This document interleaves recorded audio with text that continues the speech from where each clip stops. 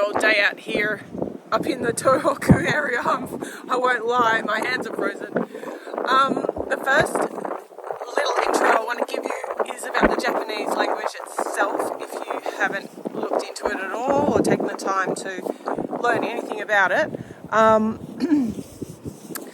When I learnt Japanese, we learnt reading, writing, listening, speaking. We're going to forget about the reading and writing part, honestly. There's 3 alphabets. If you've done it, these days it's Australian schools, you will be taught one of the alphabets, hiragana, and that is really quick to learn, I promise you.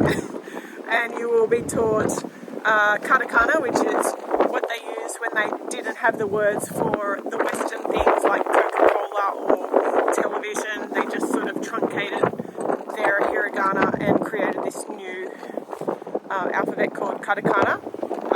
They are both really easy to learn if you're motivated to learn those. They won't take you long at all. That's why they delivered to Australian school students. Australian school students will also learn some really basic kanji, which is, I think, probably a good idea to learn. Along the way in this series, I may throw in some videos pointing out different kanji. The kanji is the Chinese characters that kind of got imported from China. So many things came from China to Japan.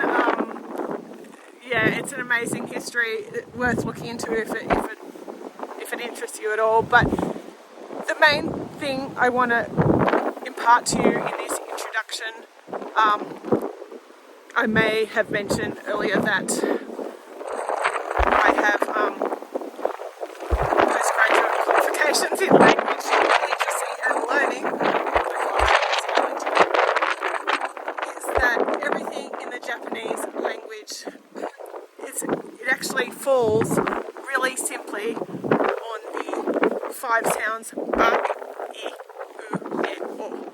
Okay, so everything is either going to end in a sound a, I, u, e, o. That sounds complicated, but it's not, because everything you see, whether it's taka or mara, ra, o, it's never going to be anything other than the a, I, u, e, o sounds. Okay, so